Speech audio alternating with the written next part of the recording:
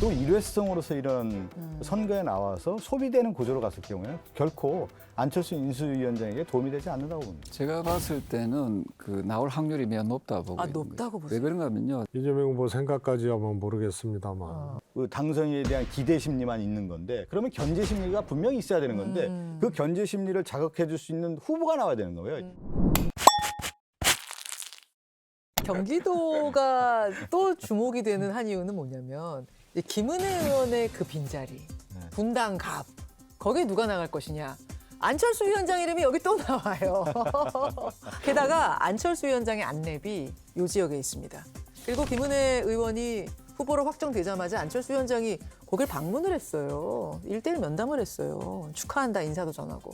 이런 것들이 맞물리면서 진짜 나가는 거 아니야? 소문이 돌기 시작했습니다. 저는 이제 안철수 인수위원장의 선출직은 이미 시효가 끝났다고 봐요. 왜 그러냐면 이제 국회의원도 그렇고 대통령 선거를 나와서 이제 패배하지 않았습니까? 네. 이미 이제 선거에서 이런 과정들이 안철수 이 당사자가 정치력에서는 이미 한계에 와 있다라고 하는 것이 오히려 국민들이 바라보는 시각이 아닌가. 저는 냉엄하게 좀 냉정하게 이렇게 판단하고 싶고요. 그런 면에서 오히려 안철수 이분 인수위원장이 앞으로 정치적 행보에 있어서는 좀 행정력을 통해서 검증받고 거기서 업적을 만들어가는 과정이 필요한 것이지 또 일회성으로서 이런 선거에 나와서 소비되는 구조로 갔을 경우에는 결코 안철수 인수위원장에게 도움이 되지 않는다고 봅니다. 제가 봤을 때는 나올 확률이 매우 높다고 보고 있는 높다고 거예요. 보세요? 왜 그런가 하면요. 안철수 인수위원장 같은 경우에는 인수위의 어떤 직을 마치고 나면은 평당원으로 돌아가지 않습니까? 국회의원으로 다시 복귀해서 내년에 또 전당대회가 있지 않겠습니까? 네. 그 부분을 저는 어떤 연장선상에서 이걸 정치적 행위를 할 것이다. 의원직 가지고 대표 도전하는 거랑 아닌 거랑 많이 차이가 많이 나죠. 나요. 당대표를 생각해서라도 나올 가능성이 높다. 여러 가지 정치적 행위를 위해서는 저는 평당으로 남는 것보다는 예. 저는 국회의원으로 들어와서 예. 저는 활동할 확률이 매우 높다 이렇게 보는 탁 거죠. 박사님 고개 끄덕끄덕 하시는데 동의하시는 거예요? 아니요, 알았다. 아니 무슨 말인지는 알겠다. 아까 언더스탠드 했을 때 그거 어떻게 생각하시는데요? 저는 뭐 나와도 떨어진다고 보죠. 근데 그 당내 경선 통과도 어려울 거라고 봐요. 대선 후보로 이제 안 되고 그러면요.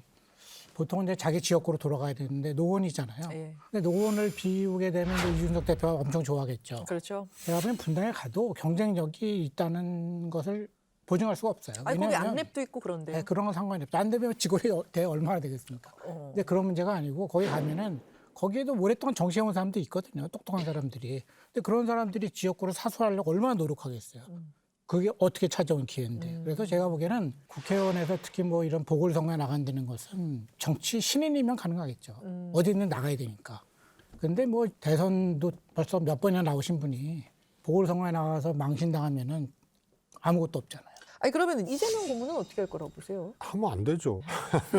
뭐 이재명 후보 생각까지 하면 모르겠습니다만 그런 거죠. 패자에게도 패자의 언어와 자세가 있거든요. 대선에서 패배한 이재명 후보도 패자로서의 태도와 언어들이 필요한 거거든요. 그래서 바로 복귀를 해서 하는 것이 과연 실제적으로 당이나 이 후보에게 도움이 되겠느냐의 문제도 그렇고 또 그걸 바라보는 국민들이 이제 시선이라는 게 있는 거거든요.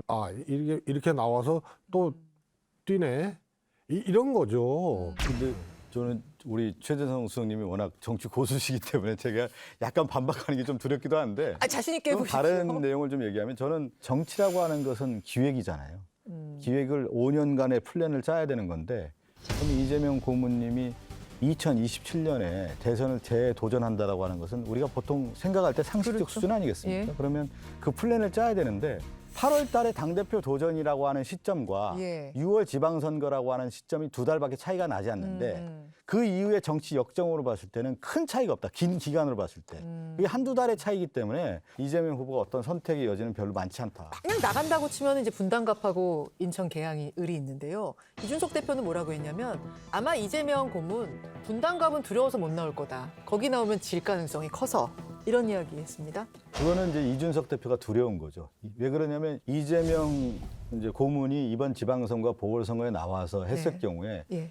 정치적 전선이 형성이 되잖아요. 왜 그러냐면 지금 윤석열에 대한 그 당선인에 대한 기대 심리만 있는 건데 그러면 견제 심리가 분명히 있어야 되는 건데 그 견제 심리를 자극해 줄 수 있는 후보가 나와야 되는 거예요. 지금 민주당에는 그런 인물이 없단 말이죠. 그런 인물이 없기 때문에 누구에게 호소할 수밖에 없냐면 이재명에 호소하는 거예요. 이 정책 전선이 형성됐을 경우에 국민의힘에게 결코 쉽지 않은 게임이 또 흘러갈 수도 있는 것이다. 이렇게 보고 있는 것입니다. 근데 뭐 그게 좋은 시나리오이기는 한데요. 네. 정부가 새로 들어서면 상설특검이 시작될 가능성이 매우 높거든요.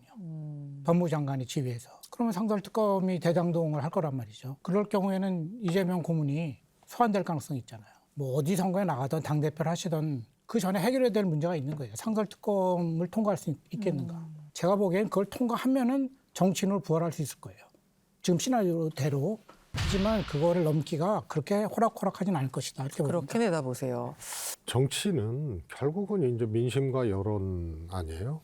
그래서 그렇게 하기가 쉽지가 않아요.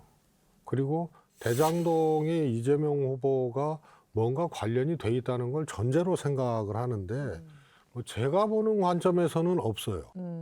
대선 끝나고 상설특검을 통해서 무리하게 그걸 할 수 있는 여론이나 이런 민심의 뒷받침이 있을 것이냐의 문제는 그거는 또 다른 문제거든요. 그러니까 제가 말씀드린 건 예. 전제하는 거 전혀 없고요. 상설특검이 설치되면 그걸 통과할 수 있겠느냐. 통과한다면은 좋은 시나리오가 나올 것이다. 이런 말씀. 근데 아까 이제 우리 박성준 의원 말씀하신 것 중에 당대표는요, 국회의원이고 아니고 상관이 없는 겁니다. 당이 어렵고 총선을 돌파해야 되는데 이재명 아니면 안 된다. 그런 절실한 그래서 문제입니다. 당원과 지지자 등등이 호출을 하게 되는 예. 그런 상황은 현역이냐 아니냐, 의원이냐 아니냐는 건 중요하지 않고요. 예를 들어서 문재인 대통령은 16대 총선 불출마를 했거든요. 네. 물론 이제 당대표 그만두고 난 다음. 그리고 대통령 후보 또 한 거고요. 그리고 직위 없이 한 거죠. 지지자들의 호출이 절실하게 이루어졌을 때는 그거는 의원이냐 아니냐하고는 큰 상관이 없다. 근데 자칫 현역 의원으로서 어려운 당에 기여를 하고 또 정치 스케줄을 잘 가져나갈 수 있는 계기로 그거를 삼는다는 거는 생각은 그렇게 할 수 있고 또 계산기는 그렇게 두들길 수 있는데 실제로 절실한 호출을 받고 하는 것이냐 이런 문제하고는 조금 또 다른 문제라서 좀 고민해야 될 부분이죠.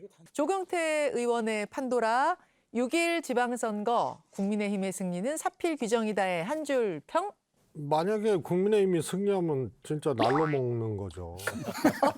이 집권 초기에 윤 당선인 그 저렴한 지지율 그랬는데 이겼다. 그거는 진짜 새 정부 지원론 아니면은 그거는 해명이 안 되기 때문에 그냥 날로 먹은 격이다.